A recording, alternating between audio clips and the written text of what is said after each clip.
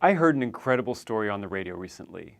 A Harvard researcher named Emily Weinstein was talking to a group of teenagers about their opinions on AI, and one of the teenagers said that his dad's friend had used AI to write a birthday card for his wife, which apparently brought her to tears. It moved her so deeply. But here's the crazy part, at least to me.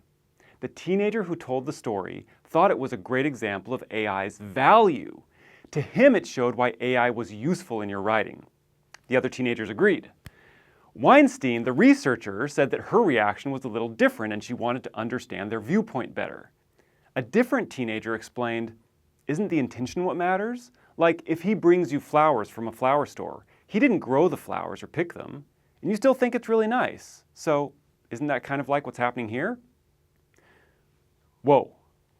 Now, I should mention that I haven't been able to track down this story from its original source, NPR, or on a podcast where it was repeated, and so it's possible that it was retracted. Maybe the researcher's memory of the incident wasn't totally accurate. I don't know. But either way, I think it highlights the core of the issue when it comes to using AI to do your writing. And your reaction to the story might tell you a lot about your opinion on that issue. Do you think the birthday card was a good use of AI or not? Is it the product that matters? The document, the writing in the card? Or is there some other element that matters more? If so, what is that element? Let me pause here to tell you that I use AI, mostly for two things. One is cooking. When you have to put dinner on the table for your family, night after night, sometimes it helps to get new ideas or instructions, especially if the fridge is getting empty or you're tired of the usual options. I don't feel guilty about it. I care about putting dinner on the table. It's the product that matters to me, not the process. The other place I use AI is writing that I don't find particularly rewarding, valuable, or interesting. These are things like bureaucratic forms that nobody really cares about, simple contracts or legal documents, or multiple choice questions for reading quizzes, which take an insane amount of time and effort to construct well. I do a lot of reviewing and adjusting and rewriting in all of these, but it's the same as cooking. It's the outcome, not the process, that I care about, because there's nothing enriching about it. Even for someone who enjoys writing, like me, it's just drudgery.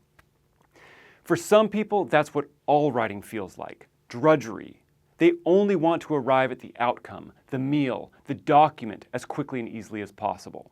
For these people, I imagine it seems perfectly acceptable to use AI to write a wife's birthday card, especially if the card is so effective. But I wonder how the wife would feel if she knew the writing came from AI.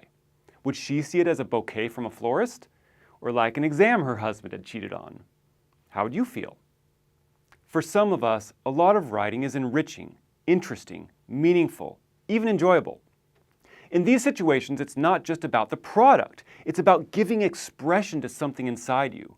It's about discovering what you want to say and then saying it. It's about pursuing a solution to problems you aren't sure how to handle.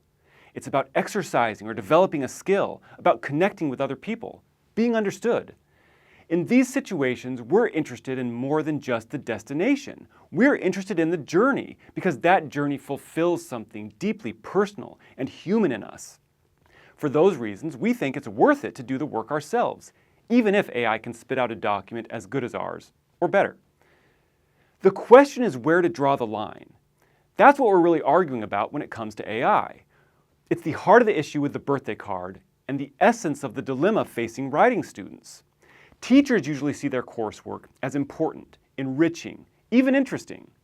Students sometimes see it as drudgery and therefore not worth their time and effort. For them, turning in an assignment is like putting dinner on the table. For teachers, there is no dinner. It's not the paper that's important, but the learning and skill you develop while you're working on it. Both sides are drawing the line at a different location, and so they have different opinions about the value of AI.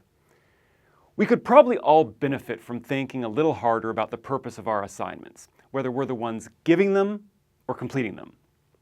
But outside the classroom, it might also help to consider it from your reader's perspective. Do they only want the bouquet, or do they care whether you grew the flowers yourself? Which one matters more to you when you're reading? Or deciding who to work with, or figuring out who to love and trust?